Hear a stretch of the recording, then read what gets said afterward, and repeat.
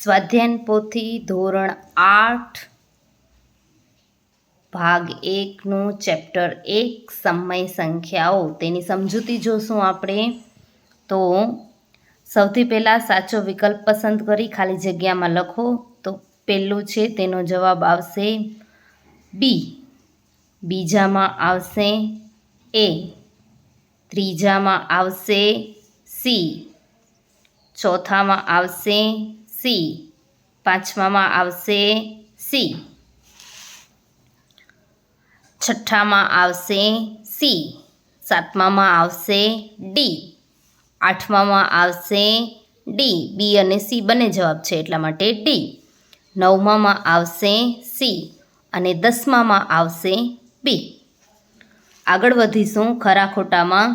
તો પહેલું આવશે ખોટું, બીજું આવશે ખોટું, ત્રીજું આવશે ખરું, ચોથું આવશે ખોટું, પાંચમું આવશે ખરું.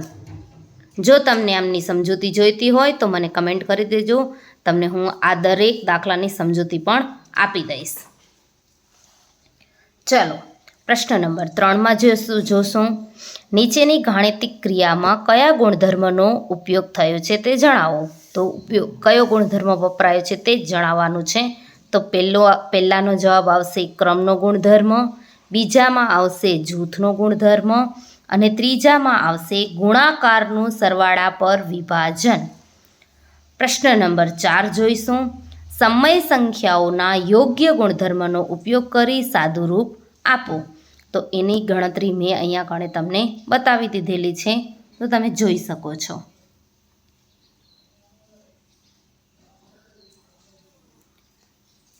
દાખલા નંબર 2 જોઈશું. તો એનો પણ આન્સર આ રહ્યો.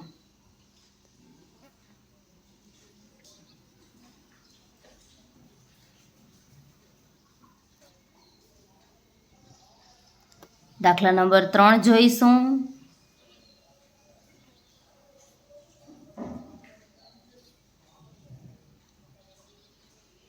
ચલો પ્રશ્ન 5. સમય સંખ્યાઓ બાદબાકીની ક્રિયા માટે ક્રમનો ગુણધર્મ ધરાવે છે કે નહીં તે સંખ્યા માટે ચકાસો. તો અહીંયા ચકાસણી કરવાની છે, મતલબ બંને સાઈડ ગણતરી કરવાની આવશે.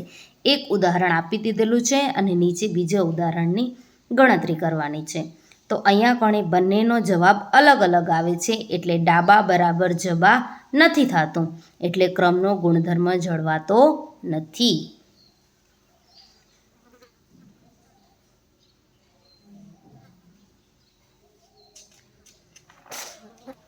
ચલો પ્રશ્ન નંબર 6. જે પણ સંખ્યા આપેલી છે તે માટે સમય સંખ્યાઓના ગુણાકારની ક્રિયા માટે જૂથના ગુણધર્મની ચકાસણી કરવાની છે. અહીંયા કણે પણ ચકાસણી જ કરવાની છે. તો એનો દાખલો મેં તમને ગણી આપ્યો છે. બંનેનો જવાબ એકદમ સરખો આવે છે તો જૂથના ગુણધર્મનો અહીંયા કણે ઉપયોગ થઈ શકે છે. અહીંયા ગુણ શબ્દ ભૂલાઈ ગયો છે, એના માટે માફ કરજો, તમે લખી રાખજો. પ્રશ્ન નંબર 7 જોશું.